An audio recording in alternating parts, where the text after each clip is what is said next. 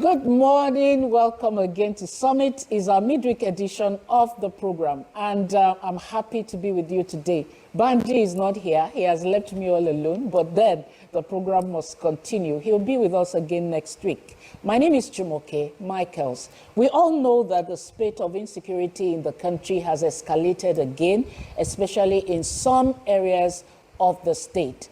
And in addressing the spate of kidnapping, banditry, insecurity, and other security challenges, and also the seeming inability of the security agencies to contain the vices, the issue of the creation of the state police has risen again, and the conversation is ongoing. So today on the program, we'll be talking about state police as panacea to insecurity. And with me in the studio this morning, I have a security consultant and a security expert who was also a consultant to the Presidential Committee on Small Arms and Light Weapons. Join me, welcome Chief Darlington Momo Umoru. Good morning, sir. Morning, my pleasure. How are you, sir? Very well. Good to have you. Yeah. Especially when it comes to issue of insecurity in the country, it's usually better to talk with someone who is actually well-versed in that area. So we are really glad that we have you today to, very apt contribution to the issue of insecurity. To the glory of God Almighty. You're welcome, sir. All right, so do you agree with the postulations that state police is the only solution to insecurity in Nigeria? Let's just start from there. Only solution, only absolutely solution. wrong. Okay. Only, capital letters underlined. Absolutely wrong. It couldn't have been the only solution. If you say one of the solutions to battling insecurity, yes. That's the statement from the governor of Kaduna State, Ubasani. That's what he said. Ubasani is talking from the knowledge of not a security personality. So apparently he's a politician, and so he couldn't have said that. Then if you say the only solution, then where's the place of the military? And then where's the place of the other security agencies? Well, the face that it seems like they have been failing, they seems not to have the ability to curb it. That is also not correct. Okay. If you say they've been failing, then you couldn't have been sitting here doing the recording of this program. If you say so. It would have been that bad. If you say so, it wouldn't have. Security, you have security agencies that have specific rules as provided by the Constitution. Police is just an arm of security agencies. And so police is meant to carry out activities that has to do with internal security challenges. And so how would they be the only solution to battling insecurity? When you talk about insecurity, you're talking about banditry, you're talking about terrorism, you're talking about armed robbery, you're talking about all other vices that has to do with non-state actors. Yeah. So how would state policing be the only solution? So I do not know. That's why I felt that perhaps he was talking from lack of complete knowledge, perhaps, or a statement he made apparently was not very conscious about the implication of that particular word only. If he says it's one of, yes, in some other climes where you have state policing, it does not even end there. You also have the county police, which is specifically supposed to be meant for local government. So what do you say to that? What you have there, we're talking about control. Okay. The issue here is about having police controlled, under the control of state government. We have police in the country at the moment, yes, but as provided by the Constitution, they are under the control of the federal government. Yes. No, but they are also saying that we emulate what exists in some other climes, where you have to have more of them, but under the control of governors of those states where they are going to exist. The Ubasani also forgot that it does not end there. There's also supposed to be policing controlled by counties. which meant that those ones that will be in the neighborhood, like just like you have in Lagos State, what you have the Neighborhood watch. unconstitutionally, what you refer to as the neighborhood watch. Those ones are like you want to call them state policing, state police already, even though not constitutionally approved. Yeah. It's a state arrangement. But we're talking. They are looking at the governors and the federal government is looking at having police that will be directly under the control of the state governors that will work side by side with those of the federal arrangements. Yes. Yes, but talking about the security agencies, let's maybe major a bit on the Nigerian police. The Nigerian police of today is already lacks adequate personnel, adequate funding, adequate infrastructure, up-to-date equipment, and so on. The challenges of the Nigerian police are quite huge, but can the government actually afford, looking at all these challenges we already have, can the federal government afford to have these state police created? The state, first, let me correct an impression, please. We have men in the Nigerian police that are very much efficient. Okay, you might say we don't have enough infrastructure. You might say the numerical strength of the Nigerian police is below expectation. But I think we have men and women in the force that are capable. Otherwise, they wouldn't have been training police from other countries. Many of us do not actually know that the Nigerian police, particularly the Nigerian police, trains police from other countries. Some police from other countries come attend the police college in Nigeria, where they are trained and they go back, they receive lessons concerning security, and they go back to their countries where some of all of this exists. But we're talking about the numerical strength and infrastructure, yes.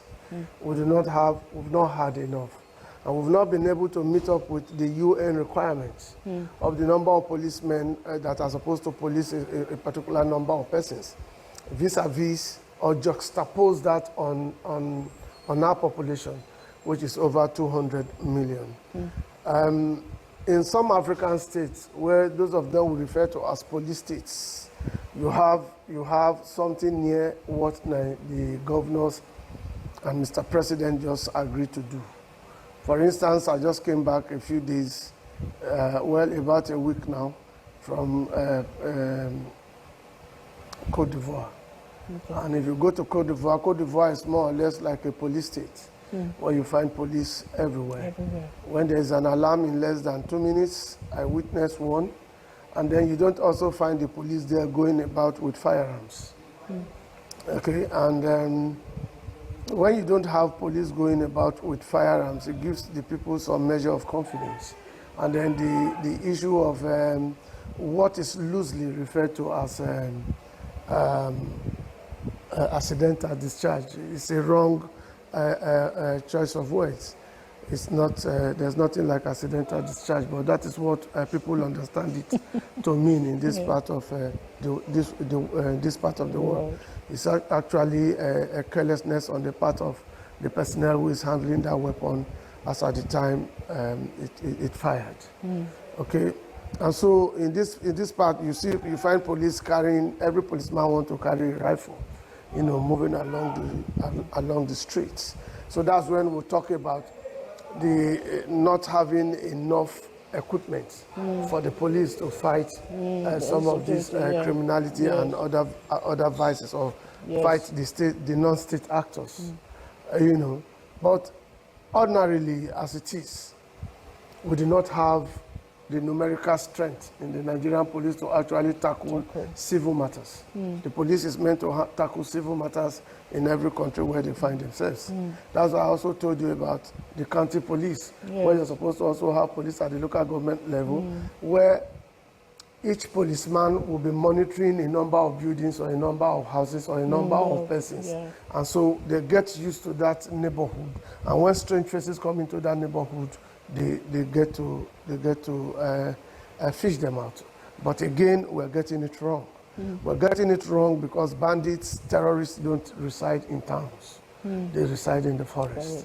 And so are we saying that when you have all of these police, you have to deploy them into the forest, to occupy the forest?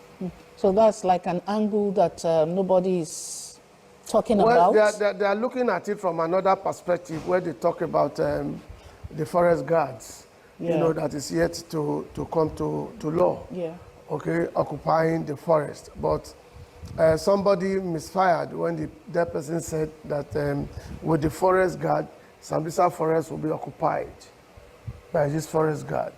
And then I was telling somebody shortly before I got into the studio now, when we were discussing this matter, and I said, even the entire numerical strength of the Nigerian police as it were, right now cannot occupy the entire Sambisa forest. So it means that if you're going to employ forest guard, you have them on ground already, but just that they've not really been they've not really been a part of law. You know, so, but if you want to have enough of them that will occupy only Sambisa forest, it means you'll be taking away a large chunk of the Nigerian population and then recruit them under that forest guard arrangement and then push all of them back to that distance. But for me, the issue of having state police is in two parts.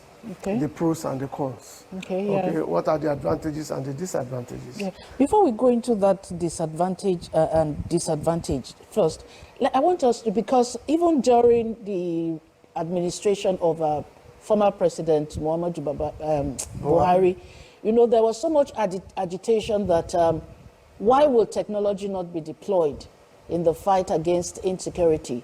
But we didn't see at any point, or not really so much, where technology was deployed. Is it possible for the creation of state police to take the place of deployment of technology, things like drones and, you know? What other claims use in this regard? It does not add up. It does not add up. One, it is not also right to say the use of technology has not been employed by the Nigerian security arrangements. It depends on where you're talking from. We're in this part, southwest, and perhaps we might not be seeing most of all of that, particularly when you refer to the UAV. The UAV is what you call the drone now. When you talk about the UAV, and then you don't find most of it here, that is because the level of insecurity in this part is low. And it's also low, not just low, it comes in a different phase. What we suffer basically in the southwest is less of terrorism, but more of armed robbery, some measure of kidnapping and all of that. But when you move on to North Central, North Central, the conflict phase is different from what you have in Northwest and then Northeast. Okay, so if you've been to these areas, you understand it better.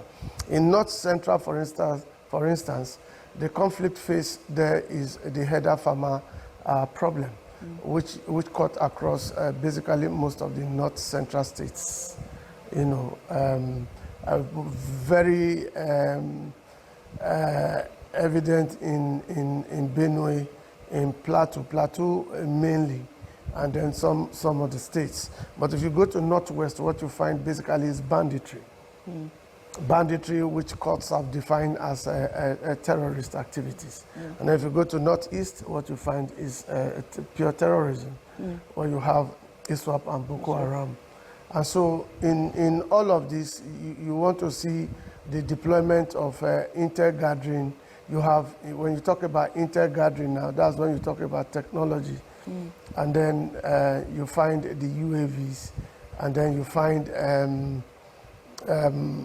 what do you call this again now, the cameras, the CCTV camera everywhere and all of that. But situation, power supply in the country, would it help where you have CCTV operating in most parts, particularly in the situation room and where you find some of these cameras mounted, they need to be powered. The UAVs is largely used, particularly in the Northeast, and then a bit of somewhat of the Northwest, and then the North Central.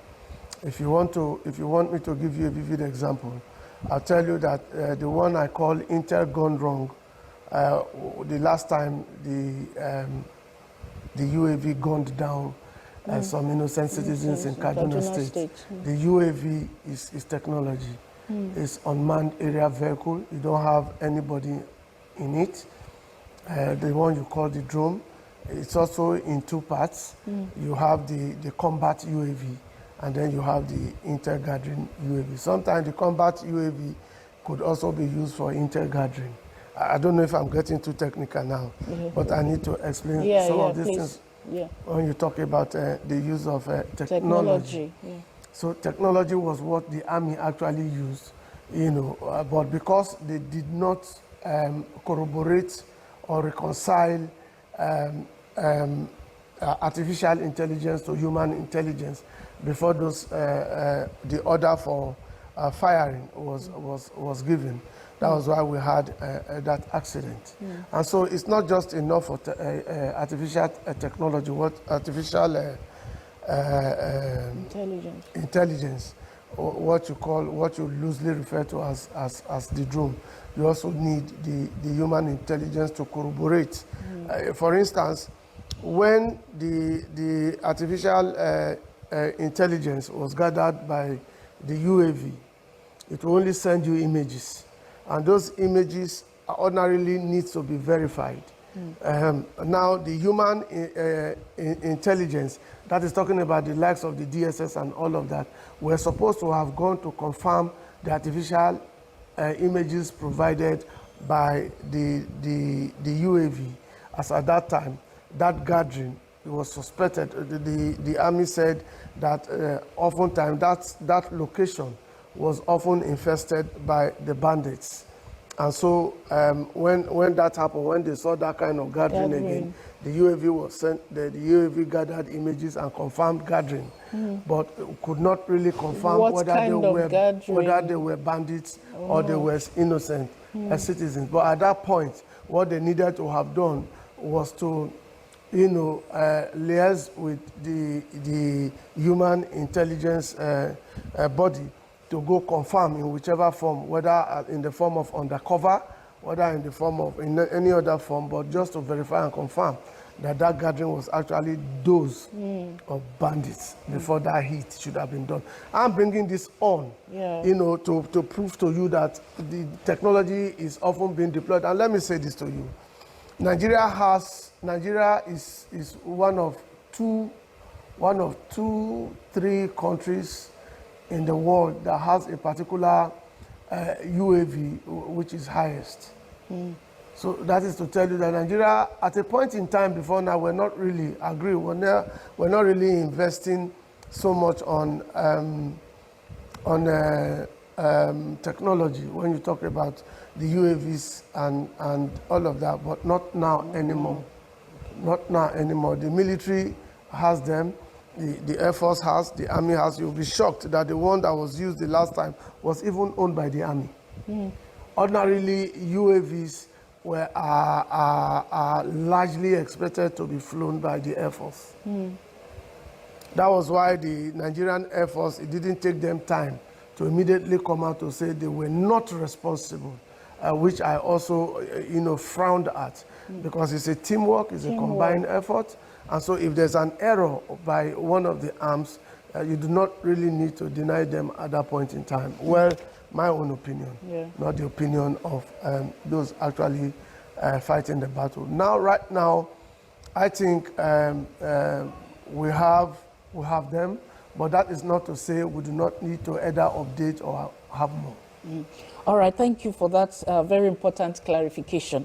Okay, so let's talk about the pros and the cons now about this creation of the state police. Let's start from the cons, from what will not benefit us as a people, as a nation, with the creation of the state police. Well, I wouldn't know why you want us to start with that. Then we'll finally we'll talk about the good parts. I don't know why what makes news to journalists is bad. Not really. What is bad We are news? trying to educate the people. Unfortunately for you, I'm an editor-in-chief of a publication, and I'm a trained journalist because I also read mass communication. Okay. Like I said this morning, and I often have stated elsewhere, The question often is whether our democracy is ripe enough to accommodate state policing at this point in time, where vindictiveness has become a function of politics and then politicians as well.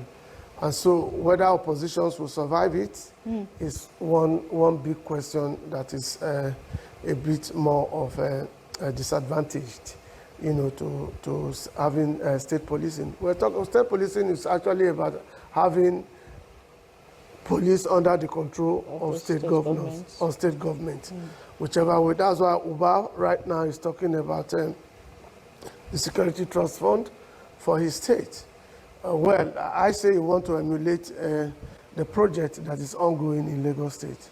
Lagos State has since been maintaining Security Trust Fund from where they assist security agencies with equipment, vehicles, maintenance, fueling, and other equipment, to help fight insecurity in the state.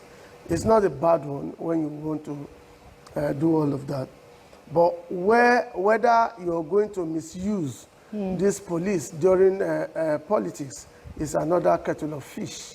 Whether you're going to use this police under your control to bring down the sledgehammer on your opposition is another kettle of fish. Whether they're also going to use it against journalists who will be criticizing them. This is an aspect you journalists don't even really look at. It's another kettle of fish. We've even had situations across the country where in some states, we don't even have state police in some of these states. They use it against journalists. Yeah. They use them against opposition. And then they use them against some of these people. These are the other side. Yeah. That's why I talk about whether our democracy is really right. But for some other climes where you have the state police and the county police, you find situations where their constitution provides guidelines, on how some of these things should be tackled. That's why I mentioned earlier. I don't know if I mentioned it here. Yes. I did mention at another television station when I talked about the review of the Constitution to actually accommodate this, if you're going to really have that. So some of these are the fears. What would the politicians do with police that will be armed, that will bear arms under them, under their control, under their beck and call? That's the challenge. That is when you look at the cause now, when you say what will really come up from the other side. Would they be abused? Yes. That is former Senator Shehu Sani's fears also, that the governors are going to use them as thugs, and that's why he said he's totally against that concept. Yes, individuals are looking. Shehu Sani is a politician, and he's talking like a politician. So he contested the gubernatorial election in Kaduna State. I haven't been a senator. He's also talking to you from the point of view of a politician. And so he's wearing that toga of a politician. So he's indirectly telling you that if he were to be the governor, there's a likelihood that he was going to misuse. Or maybe he's talking from experience or what he sees happening. There's no experience because we've not had state policing in Nigeria. All we have is the police we have today is under the control of the federal arrangement as provided by the Constitution. Yes. And so he wouldn't have been talking from that side, that point of view. He is wearing the toga of a politician. And I'm saying that he has talked from the point of view of a politician. And then I'm likening him to, assuming he had won the election, he is telling us what he could have done with the police. You are using him as, he has brought out himself, he has talked like a politician. I'm talking here from the point of view of somebody who has the knowledge of a security arrangement. Yeah. Do you understand now? Yes. So sometimes some of these opinions should be coming from, I don't want to call it expertise now, should be coming from the point of view of where you belong. Is Shehu Sani, is it Shehu Sani? Yeah, Shehu Sani. Shehu Sani is a politician. Yes. And tomorrow he could still become the governor of Kaduna State. Exactly. So his fear is that they, politicians, could misuse these policemen that will be armed. Yes. It's not the same thing. It's not going to likely be the same thing you find in some other countries where you can hardly even find these policemen with firearms. Exactly. All right, so what are the cons of this initiative? The pros, rather, the pros. One, we will have the numerical strength of those police in our society would be increased. Because right now, what the federal arrangement is suffering is numerical strength. I'm not sure the police can actually give you an accurate record of, or an accurate data of the numerical strength of the Nigerian police personnel. Because for every 24 hours, a policeman is brought down.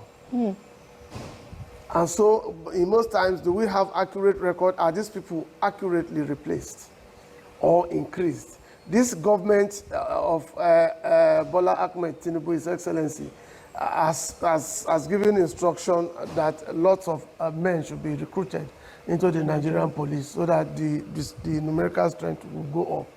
Now, if you have plenty of them, the job of the DSS will also be reduced because they will also be passing on information, just like, particularly when it comes to inter-gathering, just like the DSS is doing. Well, it's going to reduce crime because a lot of crimes will be reported as they take place. I just got back from Côte d'Ivoire, and I saw the arrangement where Côte d'Ivoire is a police state, where you have police everywhere. Once there is a noise anywhere, in less than 2 minutes, you find a police arrangement, coming to find out what the situation is. I witnessed that in one of the nights where something happened. Boys were attacking some of the boys. I was outside. And then in less than 2 minutes, a police vehicle appeared. And then they chased after those boys and arrested them. And so that will help us get close to what the UN arrangement talks about. The number of policemen that are supposed to be assigned to a number of persons in your population. If you have 200 million, over 200 million, an estimation of over 200 million persons as your population, and you have 300 and something police officers. How do they cover per ratio? Yes. Now, but by the time you bring in state police, you have the numerical strength will increase, even though they will have to work pari passu, and then you can now say, this is your limit, this is your limit, you cover, this is the area you cover, this is the area we cover. But would there be conflicts? Would they be able to manage those conflicts peradventure when they come up? Gradually, the country the state governors are having something not constitutionally approved as state policing. Lagos State has the neighborhood watch. The Southwest has what you call the Amotekun. And then in other regions, well, the Southeast, theirs is not really, the Southeast, they have what they call Ebubeagu. That one specifically was meant to counter ESN, even though we have not seen Ebubeagu countering the activities of the ESN. Yeah. But the point is that governors, whether at regional level or otherwise, have been trying to put up things that are like state police. It has its own advantage, and then don't forget that you also have what they are trying to also bring out, which is passing through the bills in the National Assembly now, the Forest Guard also. So all of this coming together will help give out information, maybe when those information are needed, and then those who are meant to execute them can carry out those executions. All right, at the start of the conversation, sorry, we are rounding up now. At the start of the conversation, you disagreed with the statement of the Kaduna State Governor that the creation of state police is the only solution left to be taken, to fight insecurity, and you disagreed with that statement. What are some other things you feel should be done now? If you say the only solution left, yes, I still disagree. Yeah, I know you disagreed, but I'm asking what are some other things that can be deployed in this fight against insecurity? One, we need to properly equip the military and all other security agencies. Two, we need training upon training to update them on guerrilla warfare and banditry. Don't forget that what we call banditry kidnapping actually started from the South at a point in time.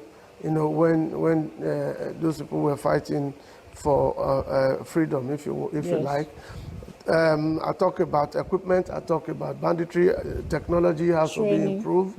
You know, we need to improve on our technology, and then numerical strength. We need to increase and recruit more personnel and train them on the use of modern equipment. So if we have all of this, and then welfare, these men who are carrying out these activities, who are receiving bullets with their chest on our behalf, they need to get proper welfare. And then families of those who sacrifice their lives for this country should be taken care of. Scholarships should be provided for their children. Welfare should be provided for their wives. Those they would have left behind should be properly taken care of, so that those who are serving will see that peradventure they lose their life in the course of fighting for the nation, that those they would have left behind will properly be taken care of. There are lots of them. You go to a police station to report a case, sometimes they tell you they don't have fuel, they don't have vehicle to go after some of these people. Government should actually provide adequately, most of this, and have very well-trained personnel. Yeah. Wow, thank you so much, sir. It's been a very, very amazing discussion. At least I, as a person, will begin to see this fight against insecurity from several angles right now. And you've disabused our mind that government is not using technology. They are actually doing that. So those are the kind of information in the public spaces that people like you, when you come, you give people the correct information. Thank you so much, sir, for joining me this morning. A pleasure. I wish you all the best. And continue to educate Nigerians, please, on this issue, so that, we won't be thinking that government is not doing anything and, Government is actually doing a lot, but it depends on where you're looking at it from. You are in Lagos. What you are seeing is not the same thing. So that's why conflict has different faces. It comes in phases. And so from where you're sitting at, and you're looking, if I ask you to give a drawing of the camera, it is from your point of view, the point from which you are seeing it, that you're going to capture. And so you'll be speaking to what you're seeing. But for those of us who are privileged to go around the country to see some of these things, we'll be in a better position to actually tell you what the true position is. Government is doing so much. If you look at the budget for 2024, you see that defense got a large chunk. But the challenge is, would that large chunk actually be dispensed between January and December, when the budget is supposed to have elapsed into getting the right equipment and then putting the money into where it's supposed to be? That's another thing on its own. So a lot of things are there. Okay, if you've got a state police, and then the local government will talk about county police.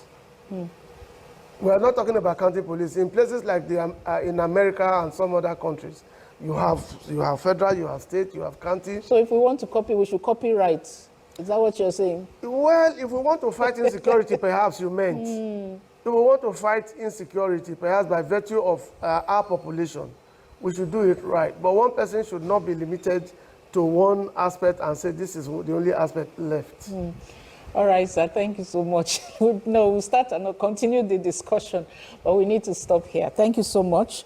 We've been talking with Chief Darlington Momo Umoru, a security expert and a security consultant. He was also a consultant with the Presidential Committee on Small Arms and Light Weapons. So you can see from his conversation this morning that it's very apt, and the conversation has been very, very full of information for me, and I know also for you. Thank you again, sir. My pleasure. All right, so we'll be moving on to the second segment of the program, talking about another developmental stride in another sector of the administration of Governor Babajide Sanwo-Olu in Lagos State. So please sit by as we showcase that video right now. My name is Jumoke Michaels. I'll see you again next week for another edition of Summit. And, well, Banji will be here then. See you again. Bye-bye.